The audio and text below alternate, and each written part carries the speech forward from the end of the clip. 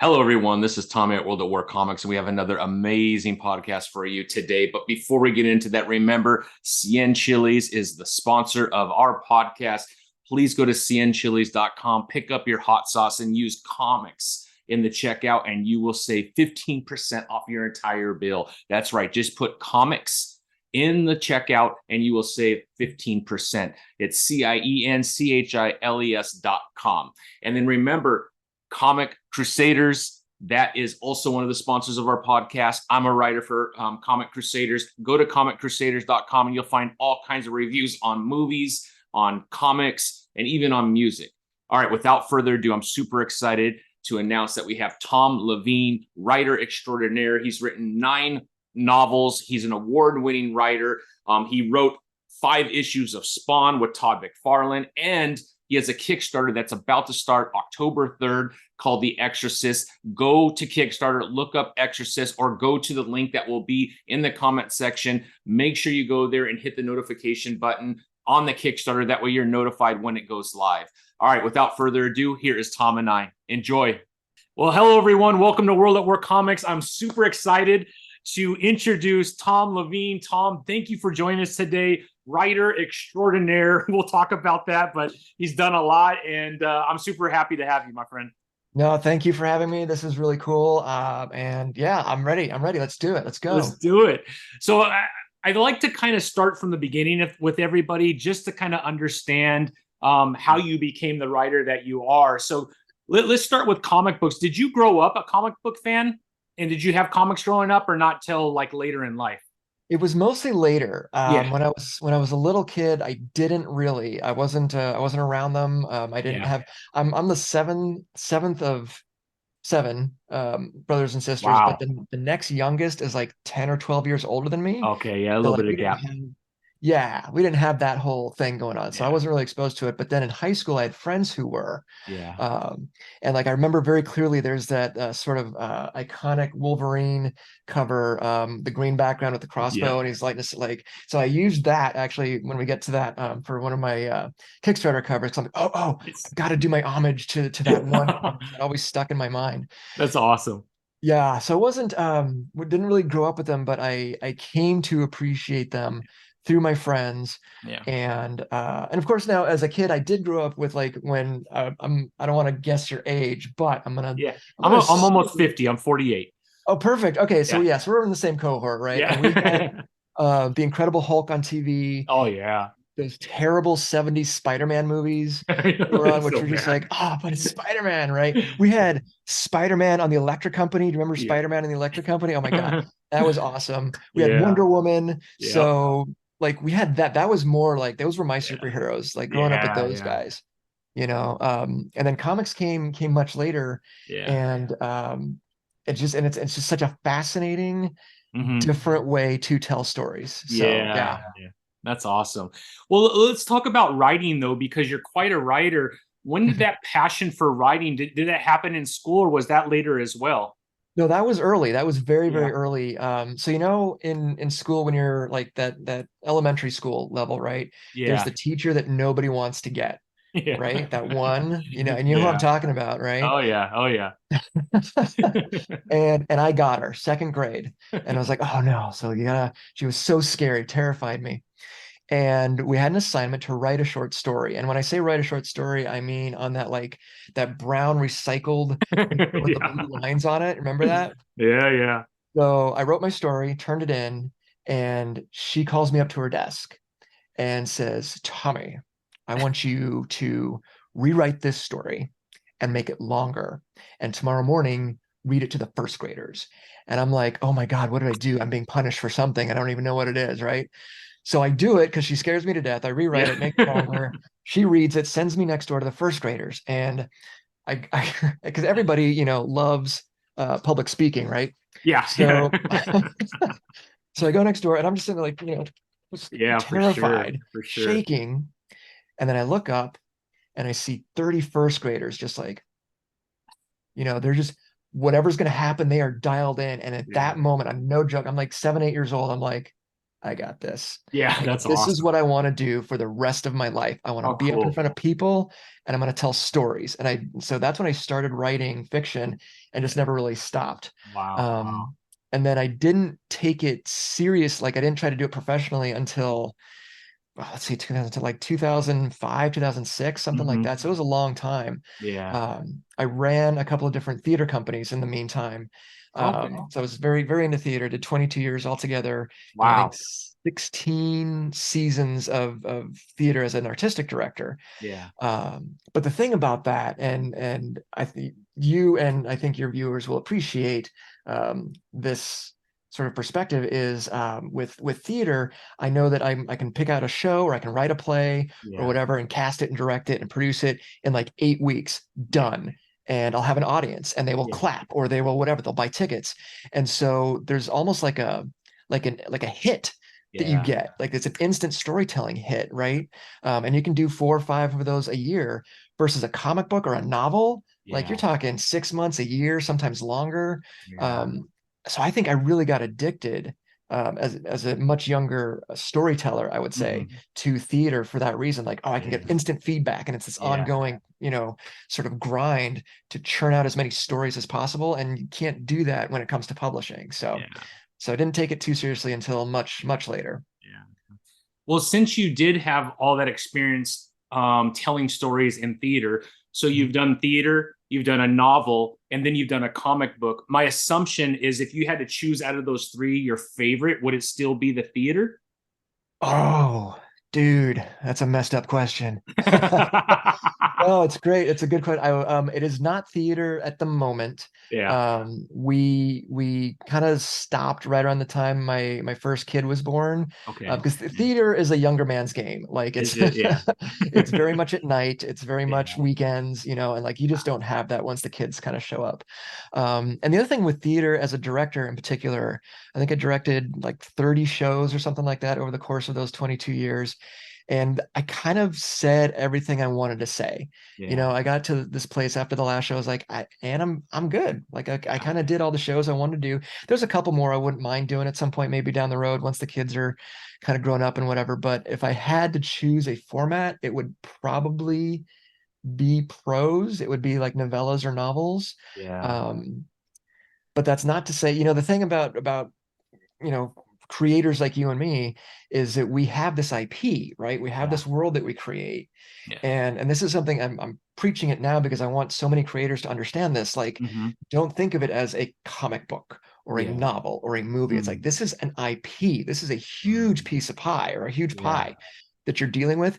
How many sections can we cut this into? I know we're going to talk about Spawn in a Interesting. little bit here, but like the same thing. Like let's do a movie and some Yeah. toys and some comics and some books and some this and that. And like it's endless the amount of things you can create. And so that's what I'm more focused on now is like let's build a world and then cut it up into as many different mediums and formats as possible.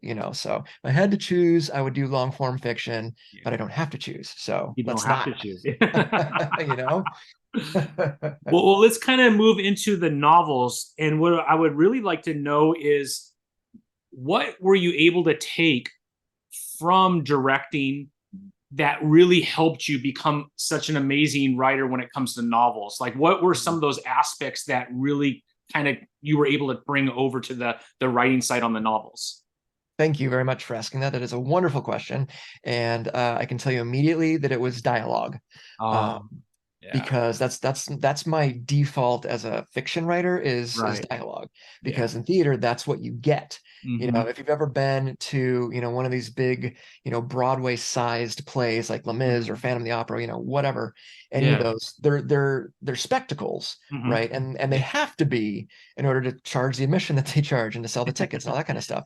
Right. However, a good actor, a skilled and trained professional actor or singer can do that show on a bare stage wearing street Mm. clothes, Yeah. right? Yeah. Because this is it. This is what you get as a Yeah. performer. Hmm. And if you're doing whether it's a straight play or a musical, whatever, all you really have to play with is the story and the words that you're exchanging with other actors. And so after 20 years of that, Yeah. that's kind of where I got attuned. And you can Mm. see it in the work, I would argue, Yeah. in a lot of my published stuff. Like some of my books, I don't even tell you what people look like, and it's not necessarily on purpose that way, Yeah. but like I don't care. I'm worried about the interaction. I want to see these people That's talk to awesome. each other.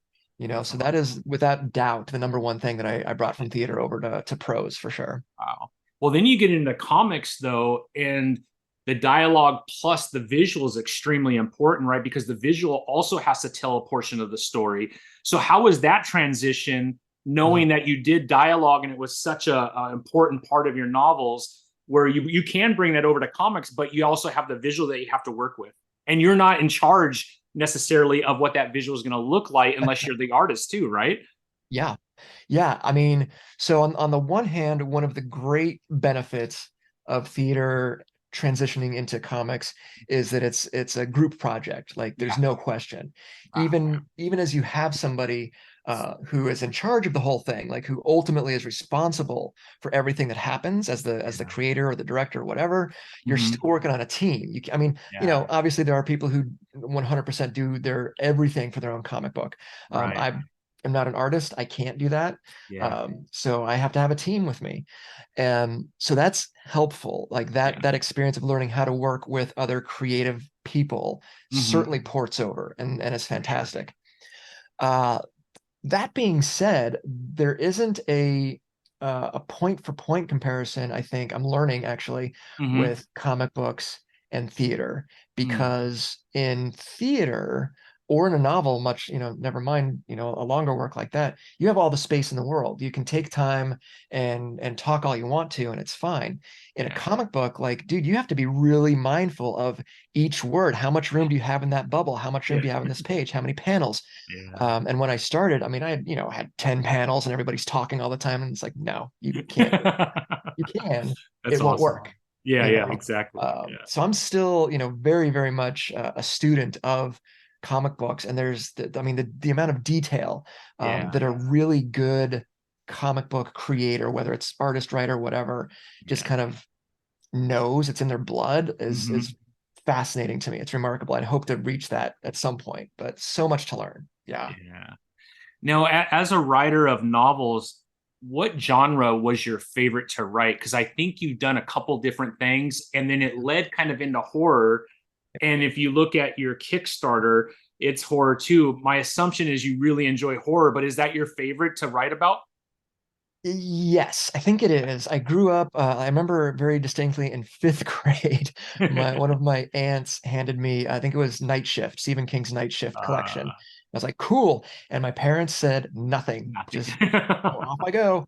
Yeah, And you'll that's awesome. remember, yeah, it really was. It was fantastic. You'll remember, I'm sure, Blockbuster Video Oh and yeah. the local, video movie store on the corner and stuff like that. So I grew up, and I'm so grateful to have grown up in that era. I'm very Yeah, proud of my generation, for sure. for that part anyway. Yeah. Um, and just going into the video store and seeing the cover of like Tourist Trap and Friday the 13th and all that stuff and being like, wow. And I'm like 6 or 7, maybe 8, Yeah. and they're letting us rent this stuff. Like nobody's stopping us. Oh, I Like love it. I we love it. were we were the generation, like I could buy cigarettes at 14, Yeah, 13, like yeah. nobody cared. Just like, here you go, Yep, you know. exactly. Yeah. Which I is mean, great riding in at the the back of the time. truck, all that good Oh my stuff, right? God, Yeah, it was a bit, always. yeah, late 70s, early 80s. That's all we did. Hop That's in the all back. we Let's do. go. Yep. Good luck. See ya. Yeah. You know where your children are, that kind of thing. Yeah. So I very much grew up just visually attracted to Yeah. those covers. And some of those movies still scare me to death today, actually, all these years later. But nobody was paying attention. Yeah. So I got to jump into these terrible movies, quote unquote terrible Yeah. movies, and reading Stephen King, whatever. So, and the first things I really started writing were basically rip-offs of Stephen King short stories, or Sure. like Yeah. um um um goose, what the hell am I, Creep Show, the Creep Oh, Show Creep movies, Show. Yeah. Yeah, for those sure. anthology movies, right? Or Yeah. oh my God, Tales from the Crypt on Yeah. HBO. Yes. Yeah. Twilight Zone, Ray Oh, I loved Bradbury. Twilight Zone, All freaked me out so much. Yeah. Yeah. Oh, there's still a couple of those episodes. Like, Yeah. don't watch them in the dark by yourself. Like, they're still Exactly. effective. So yeah, I'm very much attracted to horror. And then I Yeah. got away from it kind of in high school and into Uh-huh. college, and started working more in what I was told and eventually learned was called Contemporary Young Adult, which is like Mm, your John Hughes, Breakfast Club, yeah. Some Kind of Wonderful, all that kind of stuff. Because I also grew up on that stuff. Sure. Um, Yeah. and I'm starting as I'm sharing a lot of these movies with my son now, I'm Yeah. starting to realize just how deep an impact those things made. Like my first novel, Party, was it's only 11 chapters, but every chapter is told from a different character's point of view. That's So so you've got cool. all these different intersecting points of view and narratives going in there. And that's where Yeah. the theater comes in, because Yeah. every one of those characters needs to sound different. They all have to sound distinct, right? Yeah. But it takes place over the course of like maybe 12 hours. And now I'm Mm, starting to look at some of these other movies like Breakfast Club. That was like an 8-hour day. The Warriors, that was one night, wow. and there's all these movies come like, oh my God, like that's where I get this from. Holy crap. you know and then so I did that for most of my career with my traditional publishers, Yeah. and then my son was born, and very quickly after that, horror became Mhm. important again, because Yeah. as a parent, like now it's for real. Yeah. Like it's one thing to be afraid when you're 13 and you're Yeah. immortal. It's Yeah. another thing to be 40 and be like, oh my God, Yeah. my son, like it. And so I now use horror to just deal with parenting, to deal Yeah. with Yeah. For sure. fear. So yeah, much more horror these days for sure. Yeah. Yeah. That's so awesome, man. Yeah. I'm wondering because in the 80s, even the 70s leading up into the 80s, the creativity and the uniqueness of what was brought forth in film and in books was, I think, like, growing up at that time and then being here today, it's amazing what was created during that time. What do you think allowed all that creativity during that time? Because I don't think it's the same. It's different today, and that's not a negative. It's just different.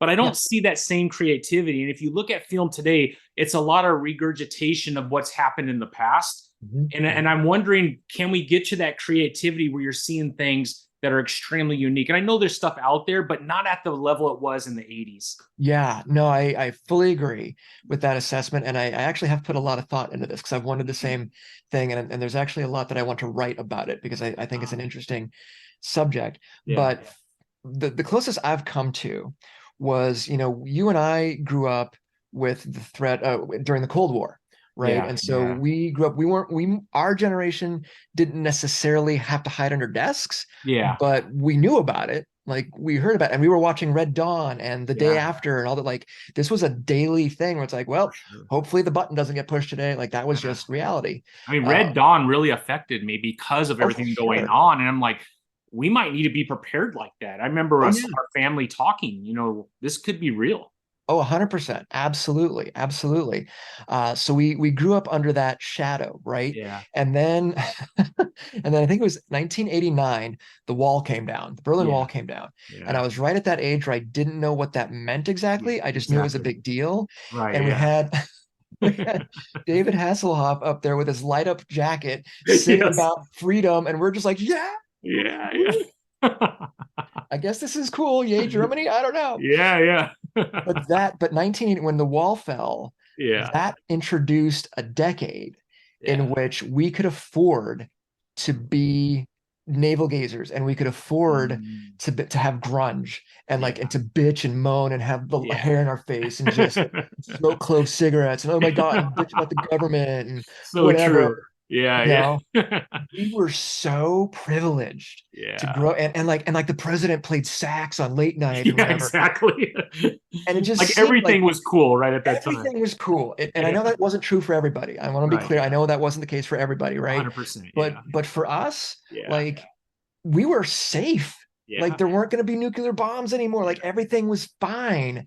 And then two things happened in 99, if I'm not mistaken. Columbine happened. And we were like, Yeah. well, at least that was a one-off. Yeah. Okay. We didn't know what we were getting into.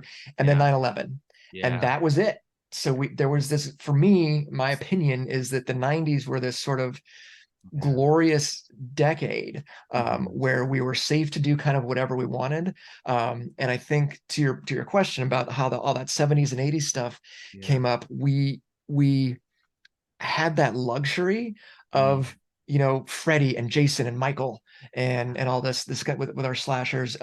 We had The Thing, and we had amazing practical effects. We grew up with Ray Harryhausen with Clash of the Titans and Jason and the Argonauts, all that kind of stuff.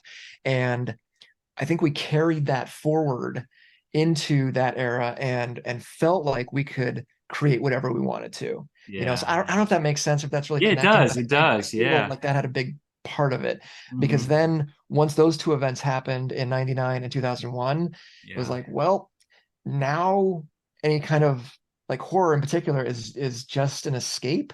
Yeah. And that's good, and that's why we need horror, I think. But it just got, again, it got so real after that. You Yeah. know, we saw a Michael Bay film Yeah. playing out on TV, Yeah. Right in front and of us. Yeah.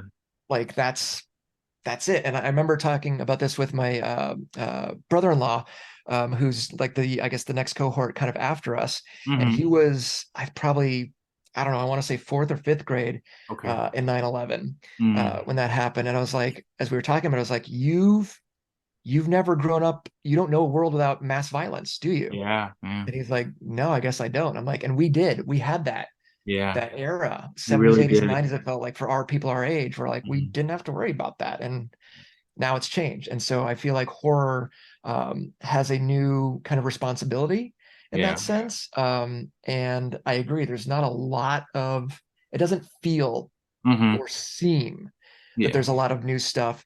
I would argue there is new stuff, but it's on Hmm. Kickstarter. Yeah. And it's Exactly. like the Exactly. indies are doing stuff that, like, Yeah. because they don't have those constraints of Hollywood. Like, screw it, Yeah. we're gonna do this. And Yeah. it's amazing. It's a great time to be a creator, is the thing, you Really know. so. Really so. I couldn't agree with you more. In fact, I have my LCS here in town, and I obviously still love DC and Marvel, but I bet you 75% of what I purchase is indie now.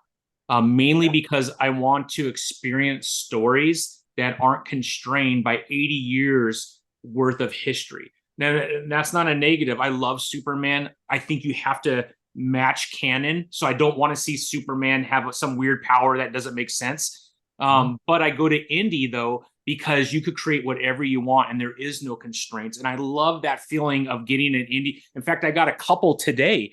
I mean, I've been getting indie comics. I also like, I watch you, man. You're like the Kickstarter king, Tom, because I like, and what I was able to do was follow what you're doing on Kickstarter. That way I'm aware of a lot. And I do that with a lot of people just Oh to yeah. see what other people are buying. And I got these in today. Oh, So yeah, this is Trigger Girl 6 Justice that just came in. And this was from Jim Palometti. wow. So That is gorgeous. yeah, I mean, the art looks amazing. And again, I'm shopping for indie comics on Kickstarter now, Mhm. which is incredible. And Yeah, I a lot of people love are. that platform for that. Yeah, and again, I still consider myself a student at all this, but Me too. Yeah. everything I've studied points that direction. And I had a hard time believing that. Like, I have friends who are masters at this kind of stuff, Yeah. but who have talked about that, and they've specifically mentioned that there's definitely a contingent of people who, like, that's their storefront is Yeah. Kickstarter now. Like, whoa. And to go back to our 80s and 90s, like Yeah. 10-year-old, 12-year-old, 16-year-old me is freaking out. Yeah. Like, and I've had, and this is the thing, I'm going to keep preaching it. Yeah. Like, this thing right here, we all Yeah. have it in our pocket or on our desk right now. And Yeah. it's like, so I keep hearing 16-year-old me going, wait a minute. So you have a video camera in Yeah. your pocket that you can Mhm. make movies with, edit it, and post it, and anyone in the world can see it anytime. It's incredible. What are you doing? Yeah. Right? And it's like, damn it. Yeah, you're right. We are out of excuses, bro. We We've got are. We are.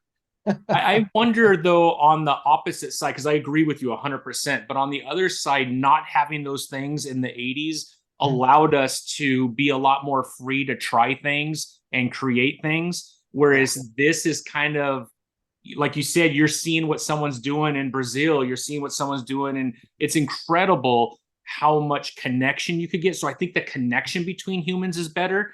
But in the 80s, I felt like you could go outside and you could play and you could create these worlds and everything. And that's another reason why I think there was so many things that came forward from the 70s to 80s that yes. is being hindered today because everything's in front of you already done.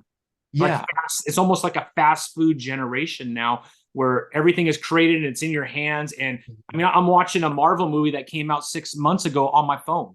I mean, it's Yeah. incredible, right? The capabilities. Hmm.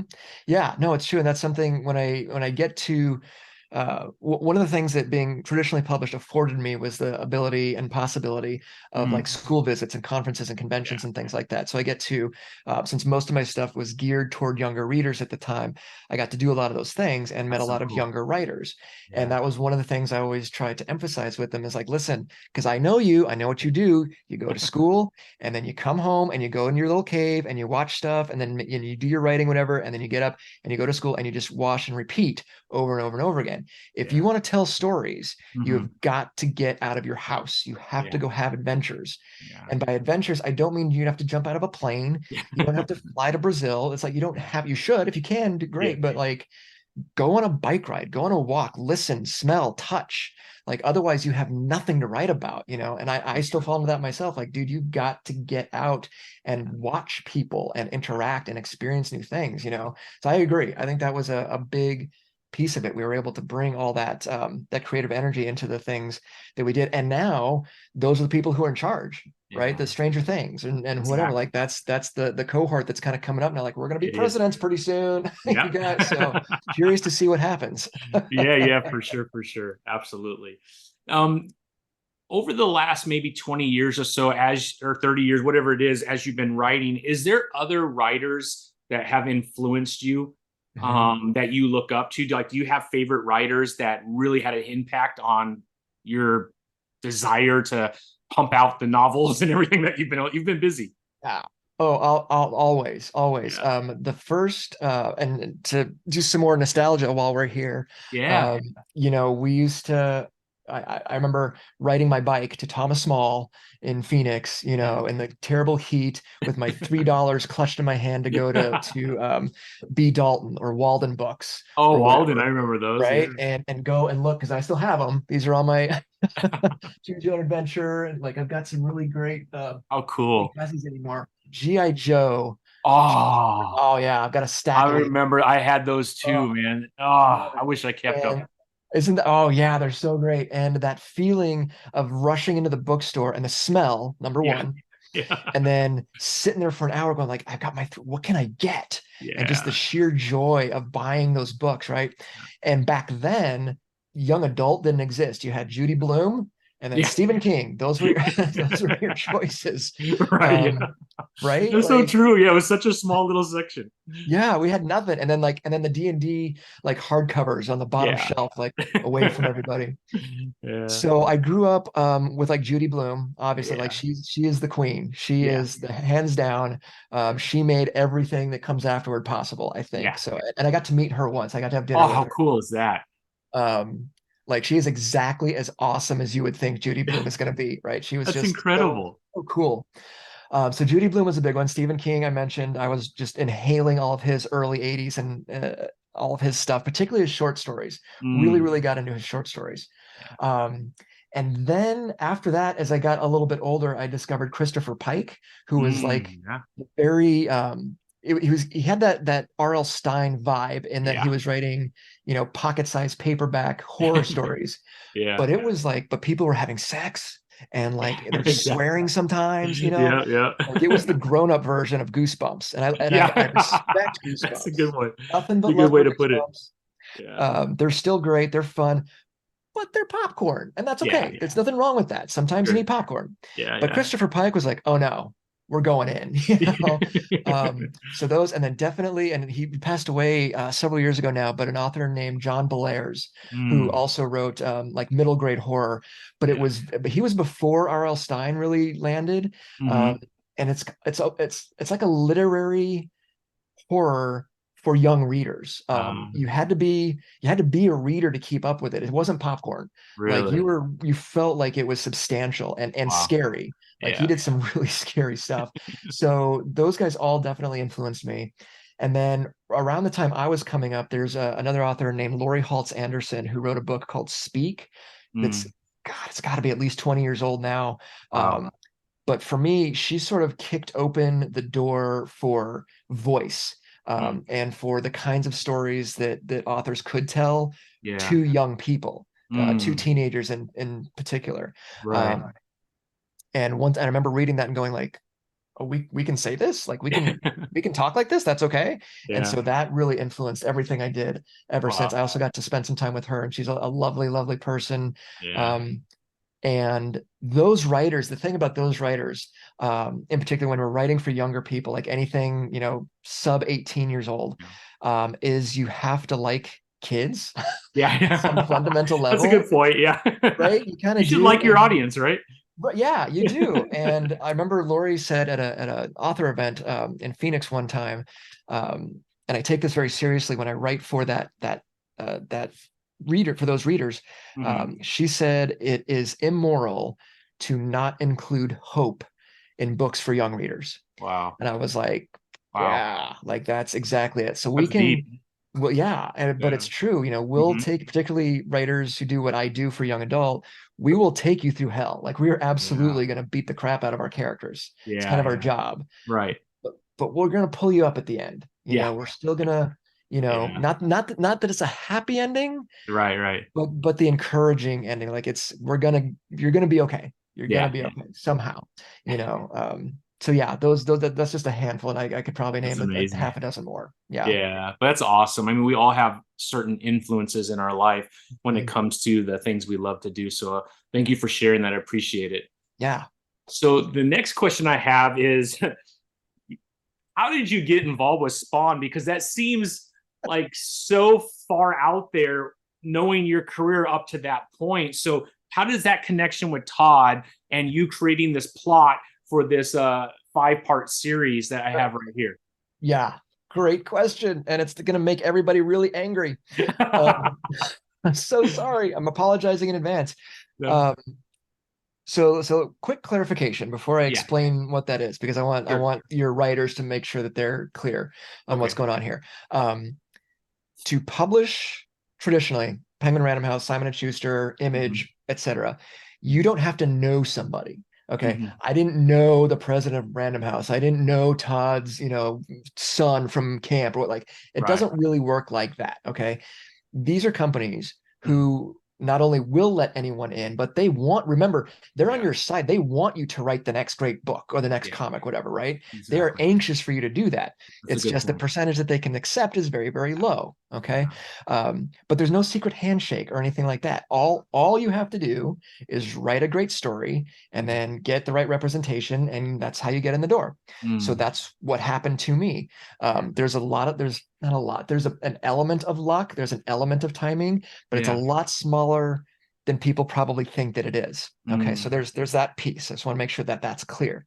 Yeah. So what's also true that I will admit, and I want you know, younger creators coming up to understand, is that once that happens, Hmm. sometimes yes, doors do get open that you might not have had access to previously. Sure.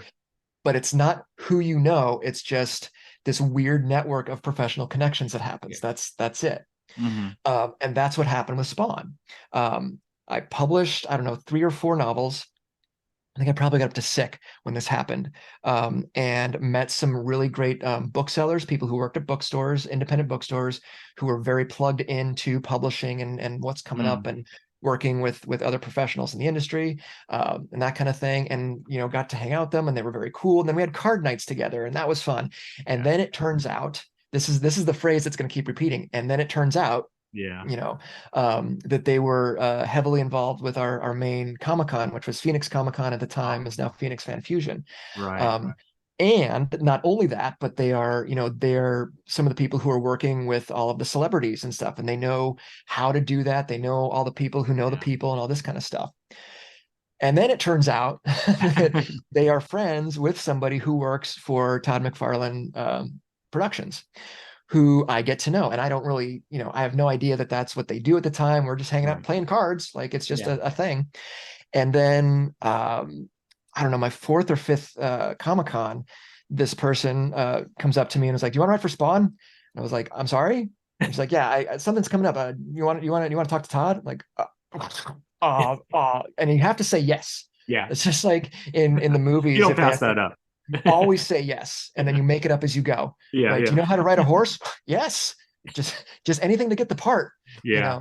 So I said yes, of course, not knowing what on earth I was getting into. Yeah. But this particular employee Yeah. had overheard a conversation, had overheard Todd talking about he was very upset at somebody or other because the writing wasn't working, and he's so tired of comic book writers. Rah, rah, rah, rah. I just want somebody who doesn't know anything about comics. Yeah. And this friend of mine goes, I can make a call. And Yeah. that's how it happened. Like it was that That's silly crazy. and stupid, but That's that's how it crazy. happened. Yeah. Yeah. And the next thing you know, he's calling me on my cell phone. I'm just like, Jesus Christ. Hey man, how's it? I'm trying to be cool. I'm Yeah. failing Yeah. miserably, you know. So again, it wasn't like I was something special, Right. but Yeah. having like this backlog of stuff.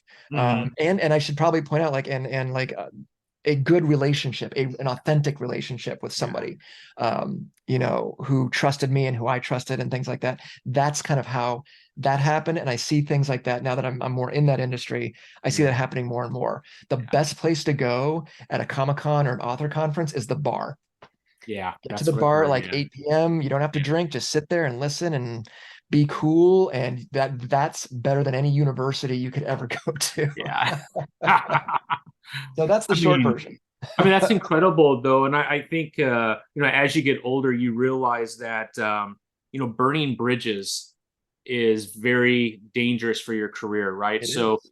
you, Yeah. you gotta be careful with those relationships. You have to respect people because to your point, Yeah. you never know what could happen down the road. And in this case, because you had such great relationships, they knew that you were good at what you do. All of a sudden, a door opens, right? And I think for younger people, and I tell my kids this, I have 4 adult kids, Yeah. don't burn bridges, take care of things the right way because life is funny and the world is a lot smaller than we think sometimes. So small. Yeah, So so small. And these someone's going to come industries. back around again and remember how you treated them. I Oh guarantee. yeah. And they will. You know, I've heard stories about one of the things I teach in my writing classes too with my students is like, listen, you need to go to a bookstore, number Yeah. one, and start making friends with the person behind the cash register. Because I know from firsthand experience from people who have been behind that cash register of people who've come in and been a pain in the ass to the staff and whine and complain and just been general jerks to people. And then a year later, their book comes out and they Yeah. show up, say, hey, I'd love to do my book event. And they're like, sorry, Yeah. booked. Yeah. Sorry, Exactly. can't do it. And you're Exactly. like, oh man. And like, yeah, that's how that works. It is a very small world and it gets progressively smaller as you get into industries, whether it's comic books or writing or whatever, Kickstarter. Like Yeah. I would be beside myself if I thought I had offended or hurt somebody in my Kickstarter groups, you know, like Yeah. that would Yeah. just terrorize me. It would be I awful. agree. Yeah, I totally agree. true.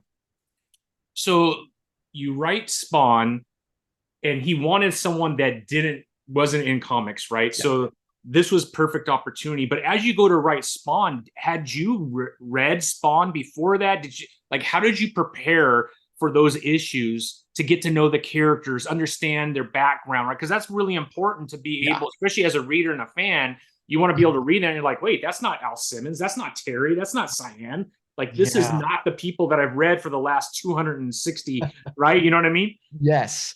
So great question. I mean, just inhaled as much as I could as fast as Yeah. I could Yeah. Yeah. because there was we were on the clock. It was like, let's go, let's Wow. get started on that first issue. Like, oh That's my God. incredible. So I did what I could as fast as I could, which wasn't much, but I did Yeah. what I could. Now I also had the advantage of at this particular point, Mhm. if I remember correctly, Al was powerless. Yes. So Yeah. that was a thing that was happening. So I was like, oh, okay. So Todd had already come in and kind of cleared the slate a little bit. Because I remember one of the first things I did, and I did my research, and then I immediately came out of the gate of, well, what if Clown? And he's like, no, Yeah. taking Clown off. All right. So that's what about this Yeah. guy? No, new Wow. stuff. Yeah. Gas mask. I want a gas mask. Okay, great. Let's see if we can do that. So I had that advantage going in. I wasn't Yeah. building too much off of what had come before, which was That's awesome. great. Yeah. So there was that piece, and then I mean, I just really got thrown in the deep end of the pool. Yeah. And I also, like not every word in those books is mine. Like he's Todd, Right. he comes in and does his Todd For thing, sure. and Yeah. that's Yeah. good. Yeah. The Todd Um, father is still going to be involved, right? exactly, yes.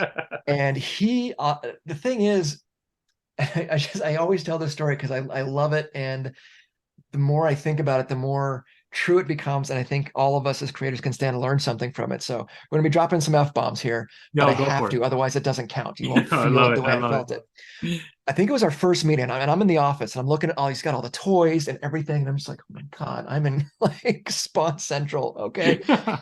Trying to keep it cool, Yeah. you know. And we're talking about the next story. Okay, so what's this first issue going to be like? And Yeah. he goes, okay, so I want something that like the 80-year-old grandmother next door, like she's going to read this comic and then she's just going to go, oh. And I got my notebook. I'm like, okay, got it. So like, do you want to? I was thinking maybe we could do like I have this idea of like the nuclear football, and Spawn gets it, and he gets that, and he Todd's on the other side, just like, no, not that. Okay. So what about, okay, there's this group of people, and I'm just like spitting out as many Yeah. ideas as I can. Yeah. Like, Yeah. and then I go, so what do you think of that? And he goes, fuck. And like those were my marching orders. Like Yeah. Yeah. that's, and he's like, okay, bye, go write a comic now. And I'm like, shit, I don't know what that means. Yeah. But in the intervening years, I think back to because I can see his face so clearly. Yeah. Um, the more I think about it, the more I'm like, yeah, Yeah. actually, that's right. Like that is the reaction we should be going for in our Yeah. comics. For sure. And when you talk about, earlier talking about some of the influences I've had, particularly when it comes to comics, there's a comic book I still own to this day, and it's got to be 20 years old now. Very short series, independent book. Yeah.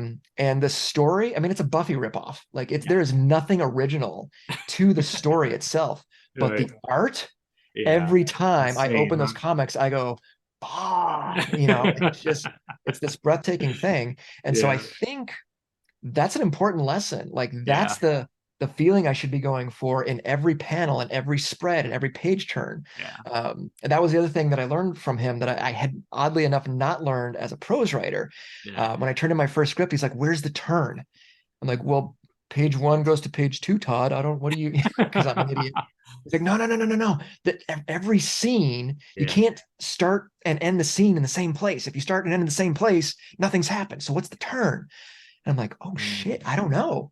That's and like so immediately, boom! Like here's something I'm learning for the first time Yeah. after publishing novels with Random House, for God's sake. Like so it never ends. Like you Right. just all that learning never ever stops. But he was so much fun Yeah. and merciless Yeah. about it, which was great. And that's the other thing. Like, be Yeah. ready. Like this is you're playing pro ball now. Yeah. It's coming, right? Like you entered the Marines or the Navy SEALs and you're going through Hell Week or whatever it was, right? Yes. Yeah. Oh, yeah. Exactly like that. Yeah. Exactly like that. I remember I had created this villain, and the first panel was going to be this guy sitting behind a desk, and he's Uh-huh. going to be very still and it's just completely empty. There's nothing else on the desk. It's just this guy. And the whole, as I'm talking, Todd's on the other side of his desk going, just shaking his head until I run out of breath. And he goes, I'm like, so no. And he's like, no. I'm like, Yeah. okay, sorry. And he goes, nothing's happening. This is a comic book. There's nothing to look at. Yeah. I was like, shit. Of course. And as soon as he says it, like, Yeah. oh, of course. It's a damn it. And so again, that was just like an immediate thing that has forever changed, how I write comics from here on out, Yeah. That's awesome. But at the end of the day, like it was, and I've said this before publicly, and I will keep saying it. It was honestly one of the best jobs I've ever had. Yeah.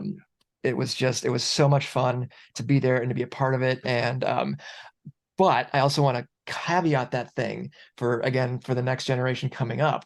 Yeah. Great job. I would do it again in a heartbeat. The thing that creators who aren't in the industry don't understand is I'll tell like they look, oh, you wrote for Spawn? Yeah. So you can just like walk into Marvel and say, I'm writing Hulk now. And I'm like, no, that is not how this works. Yeah. Yeah. There's no like, again, it might open some doors, maybe, but you can't predict it.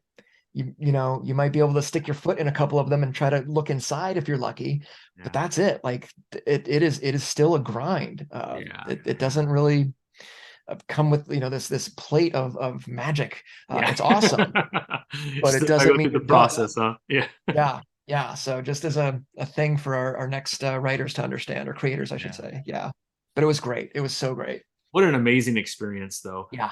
for sure. I'm so grateful. So to this now day. let's get to Exorcist.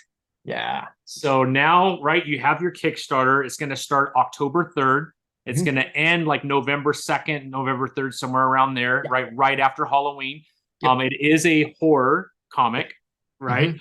Um, so before we kind of get into, and obviously we don't want to give the plot or anything away, right? We want people to be really excited about this, which I am. So right now, just so everyone knows, you could go to Kickstarter and you Mhm. could hit the notification button to understand and know when it goes live. That way, and you want as many people to do that as possible. So go check. It doesn't mean you're not committing to anything. You're just going to be, Right. you're going to be able to look at everything that's taking place on that Kickstarter once you get that notification. Yeah. And that What? is, Oh, go there's ahead. Sorry, Tom. so there's a bit.ly link. So it's bit.ly/exorcists with an Oh, S and then the numeral one, exorcists one, as a okay. bit.ly link should take you right to it. Yeah. Nice. Excellent. So we'll make sure we put that in the comments below on our YouTube page when this goes live. But and we'll take care of all that for you, Tom, because this is awesome. What so you're writing a horror comic. Is there anything that you could take away from your experience in Spawn that you were able to implement in Exorcist without kind of giving away your story? Oh, sure. Yeah, yeah. Yeah. I mean, first of all, you have to appreciate, we all appreciate his art. Yeah. Like it's, Yeah. what can you say? I don't It's know, amazing. speechless. Yeah. Nobody else can do what he does, right? That's his thing, Yeah. without a doubt. So, but I can't afford him. Yeah. Nobody can, just so you know. Nobody can afford and again, like I mean, I literally have his number on my phone right now, but I can't just Yeah, like call yeah. him up like, hey man, it's Tom. You give me the cover, bro. No, not gonna Yeah. happen. Um, but Yeah. learning how to appreciate that art, Yeah. and some of the nuances of it, like, and again, still learning that myself, but Yeah. like what I think as a consumer of comics, as someone who just like, I just look at something and go, oh, that's really cool, Yeah. versus like your real connoisseurs are like, oh, that it could be better. And I'm like, Yeah. really? Seriously? God, it looks really awesome to me. I don't know. So learning about that kind of thing, Yeah. and kind of what to, hopefully be able to write in a script and pull Yeah. from my artist. Because like you said, Yeah. I don't have, like, I can approve or disapprove of the pages as they come in as the owner of the Right. comic, Yeah. but I can't like force my artist to give me this exact thing that I'm seeing in my head. It's kind of up to Yeah. them. Yeah. Yeah. Um, but also leaving them room to do that. That's something else that I've learned Yeah. to do a lot. Is like, listen, these are artists. This Yeah. is what they do. They are comic artists, more Yeah. specifically. Mm-hmm. Um, and let them go. And so I will sometimes, in my scripts, I've left entire pages like, look, dude, here's what I want to have happen. Have fun. I don't Yeah. know. Now the next page, I might be very specific. Like in my first comic that I did for Kickstarter, I've got this really beautiful 2-page spread. I think it's five. Yeah, it's 5 horizontal panels all the way down Uh-huh. the spread, and it's just gorgeous, Yeah. right? And I could see it in my head, but I had to figure out how to explain it to my artist, and then she did a wonderful job. Right. And then again, the next page might be like, I need something cool here. I need fog, Yeah. right? So I think I ported that over. Yeah. Um, but again, the turn, like trying to make sure in the storytelling that the characters Mm-hmm. have some kind of journey. There's some kind of Yeah. forward motion. Yeah. Um, I haven't quite, I'll be honest, I'm still trying to get to that place, where that happens in panel to panel, right? Where Okay. it's like like you have to follow this perfect, like there's almost no other option. It has to go Mm, this way, kind right. of thing in the story. I am doing much better about that on, like the spreads and the actual page turns. I'm really Mm-hmm. particular about my reveals. I love big splash pages on a page turn. That's like, those are so cool. Love Yeah, those. for sure. Yeah. So yeah, learning kind of all of those things, and still, like we talked about earlier, truncating stories. Like you only Yeah. get kind of so many words, and I'm only Yeah. working with a 20-page script, and I don't even have the 22 to 24 pages. Right. Um, and that's a challenge, and yet still have action, but character Mm-hmm. development, but move the Right. plot forward. Like this is not an easy thing that we're asking ourselves No. to do. Yeah, yeah, for sure. Yeah. I'm wondering, when you were doing kind of live and you're a director and you have all these actors, Yeah. right? There's like this almost like a dance because you're trying to tell a story and these actors are expressing the story that you're trying to tell. Mhm. Is there a lot that you could take from that process and bring it over with your artist? Because it's almost a dance with the artist too, right? And the Yeah. artist has to tell a large portion of your story through their art because you are limited in words. Is there a lot of similarities or are they quite different? Man, that's a great question. Nobody else has gone deep into theater, which is a bummer. So thank you, number one. Yeah. Um, yeah, I think so because it reminds me when you ask that question, it reminds me of casting a show.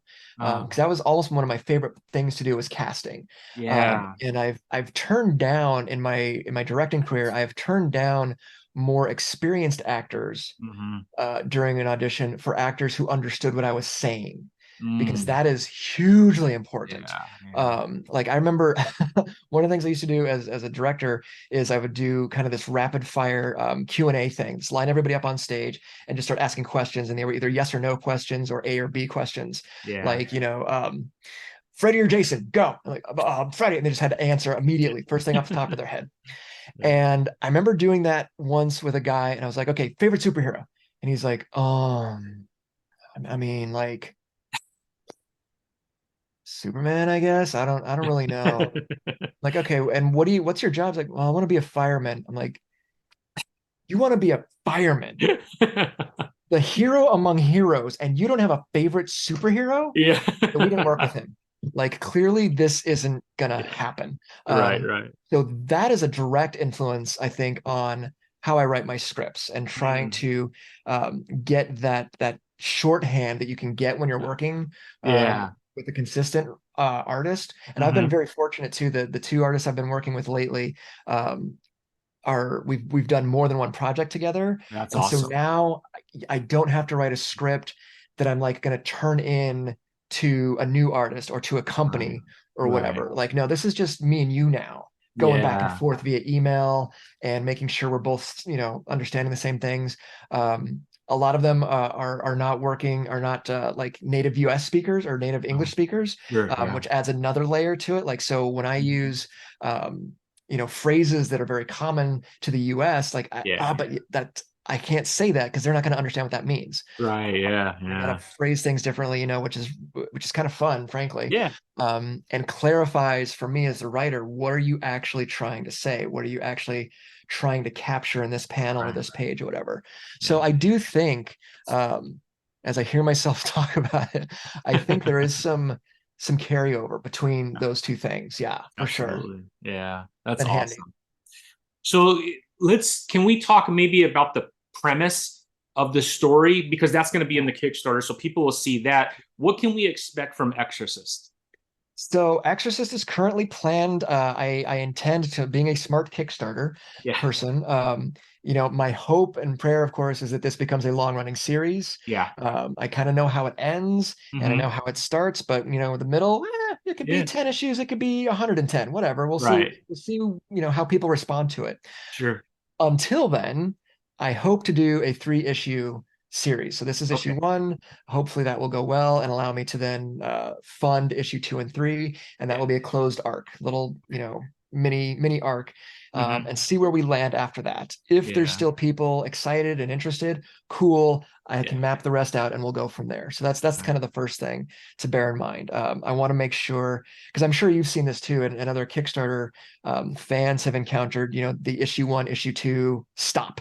Yeah. Like, you left on a cliffhanger, Yeah. bro. Like, and don't want to do that. So I Yeah. want a closed arc with Yeah. enough threads to keep going is kind Right. of the plan right now. Hmm. But then, as far as the story goes, it's just it's an apocalypse, end of the world kind of scenario. But Hmm. in this apocalypse, it's a demonic possession apocalypse, and people are being possessed by demons kind of all over the place. And this small group of plucky adventurers are the only people who have learned how they think they can fix it. And how they can fix it is that they can get to this very secret, very sacred place and Mm. conduct a global exorcism for the entire planet all at once. Then they Oh can kind of wow. undo the damage. Yeah. Um, the main kind of 3 characters at the moment who are running this show are a guy, David, who was in the army, but he was like worked in like he was like a clerical stuff, so never actually saw combat or anything. Yeah. Um, but he has that experience. But his wife has passed away, and he has clinical depression. He has Oh, sold his wow. house and all of his stuff. He packed up his Jeep with his dog, and he's like, "I'm hitting the road like Kane and Kung Fu. Screw it. There's nothing left for me." And on the Yeah. day he does that, he discovers he has an 18-year-old daughter named Rachel that he had Oh, wow. many years ago, and she's being chased by a demon, like you do. It happens. Yep. It And happens. so he gets thrown into this scenario where she's Uh, like, "Yeah, these are demons. Something's going on. Help me." yeah. And so they run off, and he's trying to figure all this out on the fly. And Mhm. he remembers a young Lutheran pastor who he met at a party. This very, very cute blonde young pastor who's like, "This is ridiculous. You're clearly something's wrong with you," until she encounters her first demon and is like, Uh, oh, this is really this happening. And is so the three real. of them, yeah, become the main heroes that we kind of follow through the story. And so issue number one is about that initial meeting, like boom, page one, let's Yeah. go, jump in, and then we'll fill in the details later. That's so awesome, man. I Well, hope I so. can't wait for it to come out, Tom. It sounds like an Thank you. awesome story. And man, there's some amazing stuff out there right now. And I feel like you mentioned horror has really taken a stronghold, and a lot of the really cool stories right now are in horror. So I'm glad that you have something, and it's very unique. I haven't even heard of a story anywhere close to that. So Oh, good. I'm really excited to jump into Thank you. that one, man. And I should say too, there is an I specifically commissioned an 8-page sort of mini story that's full and ready to download digitally that I can give you links to as well. So people, even before the Kickstarter Cool. starts up, people can go grab that and give it a read, kind of see what they're getting into. That is so cool, Tom, man. Yeah. Oh man, Tom, I can't tell you how much I appreciate you coming on. Everybody No. that's listening, please go to Kickstarter. I'll put the link down, but all you got to do is type in Exorcist and it'll pop up because I did Oh, that. good. And yeah, you'll see it right there. Tom Leveen. Make sure you hit that notify button so that way you know when you need to get back into Kickstarter and you need to support. That reminds me. Good, Yes. good point. I just remembered. There will be an extra bonus for everybody if they back in the first 24 hours. I'm Oh, how including cool. the full text of my novel Sick, which is a Walking Dead meets the Breakfast Club. So that is Nice. the first. It will also be available as an add-on after the 24 hours. But if you get in that first day and back, regardless of the level, you'll also get a ebook of that as well. Wow, that's huge. That's That's huge. fun. That's awesome, man. Anything else, Tom, that we're missing that we should talk about? Oh my word, so many things, but that Yeah. was so much fun. I just, I my thing is really about the creators and particularly younger creators, but even now it's not even younger creators. I do a fiction mastermind with a group of people who are probably 90% older women, Really? like retired age, Yeah. women who are writing like maybe their first book or second book, How or cool. that kind of thing. And they have fully embraced the stuff we were talking about, all this stuff, right? Of like, Yeah. I can write a book and put it out and sell it. Yeah. There's no reason not to. And so Yeah. my thing, for people just in general, and any creators you've got in the mix who follow you, is like, if you're wondering or you're hesitant or whatever, stop. Just, you absolutely have to jump in and kind of build your wings on the way down. Yeah. Otherwise, the worst fate I can imagine Yeah. is getting to my dying day and going, damn it, I should have written that comic, or Yeah. whatever it is. Like that, Whatever it just is. Yeah. whatever it is, it breaks my heart to think of people Hmm. not doing this thing that they want to do. So that would be my bottom line for everybody. No, that's so important, I think, because Yeah. although sometimes the days seem long, man, it seems like I went from 15 to almost 50 like that. You know what I mean? As I Yeah. look back. So I agree with you. If there's something you're passionate about, you just got to jump in. You'll never Yeah. know until you jump in, right? Yeah. I didn't read the article. I saw a headline about Martin Scorsese, who just, I think, turned Mm. 80, Yeah, and is making movies. And the that's headline was incredible. something like, Martin Scorsese is 80. And then his quote is something like, I'm trying to figure out who I am. I'm like, at 80? Yeah, that's You're Martin amazing. freaking Scorsese. And that kind of, and at first I was like, oh my God. And then my second thought was like, okay, if Martin Scorsese is still Yeah, like, I got stuff to do, then I'm like, yeah, okay. all right, then I'm in a good place. Let's keep rolling. Let's Yeah, keep making stuff, man. You know, so exactly. it Yeah. was an encouraging headline to read. I mean, that's amazing, right? Because that's a touch of humbleness too that Yeah, took place, right? To be able to realize there's things I still haven't accomplished. yeah. There has to be a little bit of humble, like we need to be humbled, right? Mhm. And we go through a lot of experiences. And for him to say that, I think that's absolutely amazing. Yeah, yeah, the same reaction. It was kind of inspiring for that. So I can't wait to read the article. But Yeah. like, yeah, on the one hand, you don't know how much time you have, and on the other Yeah. hand, like, I know I'm a big fan of Gary Vaynerchuk, Gary V, and he's Oh, always talking about yeah. that. Like, how old are you? Yeah. 30? Bro, you're gonna live another 100 years. Yeah. He's so awesome, man. Kind of I right, like you know? sometimes I don't even know what he's talking about. And he pumps me up, man. Oh yeah, oh for He's sure. so amazing. I No, got I to definitely follow him too. Actually, the company I was working for, he has a marketing company. And mhm. we didn't meet him or anything, but he has a marketing company and they run just like, I mean, you feel like you're with Gary Vee when you're talking to everybody on Oh that god, team. And it's super exciting and they do a lot it's of so amazing cool. things. But yeah. Yeah, I got to meet him. I met him for about 14 minutes Oh, during wow. the pandemic when he was doing tea with Gary Vee. And I got up at like 4 o'clock in the morning to Oh, get wow. in line on like Instagram or something, just Yeah. hoping today would be the day. And like Yeah. the third or fourth day, I finally got on and got to talk to him. It's still on YouTube. Oh, how Um, cool. and yeah, he just kicks your ass and it's great. It's the Yeah. best Yeah. ever. He kind of like smacks all the excuses out of you, right? When you talk to him. Does. Yeah. Yeah, and we need it, especially Yeah, creators. for We sure. get so like, oh, I don't know. Yeah. I always talk about in my mastermind groups and stuff, like I hate the feeling of like, am I just selling band candy? Like, is that all? Like, is it just my mom who's gonna buy this? Ah, you Yeah. know. And then I Gary know. Vee comes up and like just bam, shut up, go do your thing. Like, okay, Gary. Yeah, I love it. We definitely need that. We definitely need Yes, we do. that. Well, Who Tom, is thank you knocking on so my much. door? What's that? Okay, hurry, come here. Oh yeah. Say hi. Come here. Wee. There we go. Hi, how are Hello. you? Say hi. Hello. What's your name? My hand out of the screen. Wow, you have a long arm. This is why I do everything I do right Yeah. here. My hand out of the screen. Wow, it is. It was gone You for a like minute. scary stories? Yeah, you do. Okay. Yeah, just like Okay. Hang that up. I'll come see you in a few minutes. Can I play with your dice? Yes, you may play with my dice. Okay. So they are on top of the book in the kitchen. Toby will know. How cool is that?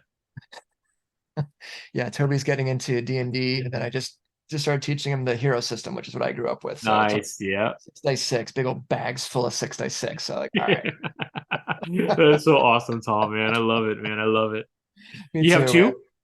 2, yeah. Yeah. And that's it. That's That's it. it. Yeah. No, you're Good. smart. You're smart. I had a girl and a boy, and then we kept going. We had two more girls. So obviously you wouldn't change it. But at the time, right, it was like perfect. But yeah, we kept going. So I have four. Man. Two are out of the house, two are still here. And we had Mhm. one come back during the pandemic. She does nails, and it got really tough. So she came back Oh with God, us. yeah, I bet. Yeah, it was tough. Yeah, Nothing but nobody love. nobody was getting their nails done during the pandemic, unfortunately. Nope. I remember. Yeah. Even Oh, with the mask, you're so close, man. I'm not sure. yeah.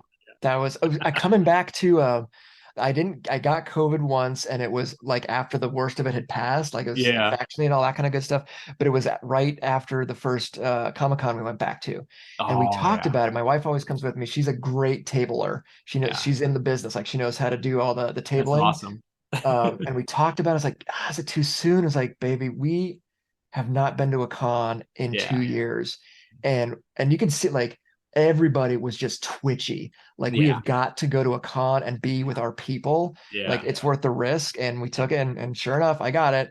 But man, I don't regret it for a second because Yeah. we Do it had all to go over to again, con. right?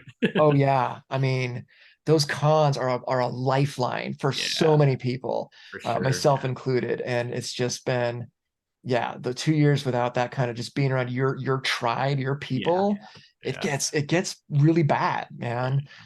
So I have so much love and admiration and respect for everybody on both sides of those tables who Yeah. do cons because they're so necessary. So do you have like a con coming up that people could meet you at? I do. It's in Canada. Oh, in Um, Canada. What part? Is it the Vancouver one? No, I haven't been over there yet. We just moved up to British Columbia a year ago, just about a year ago, just over a year ago, Okay. for a graduate program that I'm doing. But the very Oh, first thing we did is like, okay, where are the cons? Let's find the yeah. cons.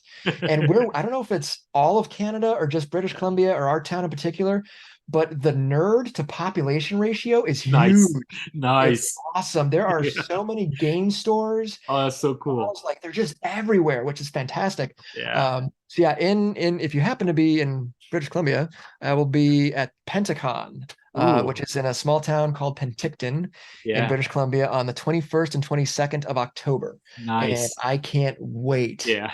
So now I bring my son and he does his cosplay and just Yeah. wanders the floor all day. And everybody, I love the for the most part, I know there are some exceptions, but Yeah. overall, the safety of a Yeah. good con. Like I Yeah. can he's fine. These are people who are going to take care of him. Yeah. I know these Yeah. people, and it's just so, I mean, we are like you and I think and presume the people who tune in with you are Yeah. so lucky to have Yeah. those fandoms and like For those sure. groups of people who are just they're irreplaceable. Yeah. Can't Yeah. love them enough. Well, you're in one of the most beautiful places in the Americas. I Yes, think British Columbia is gorgeous. it is. Yeah, I love Vancouver, and yeah. So It yeah, is. You've been you're really lucky. lucky. You're lucky, lucky. Yeah. Yeah. Well, Tom, thank you again so much. I can't tell you. I hope we could do this again too. Sure. Yeah, I would love to bring you back on. Love the conversation, Mhm. and really appreciate your time. And I Thank wish you you. the very best. Thank you very much. I appreciate it. And thank you guys all for tuning in. Yeah, just good to be here. Thank you. Yeah, appreciate it, Tom. Have a good one. You too. Take care. All right, you too. Bye bye.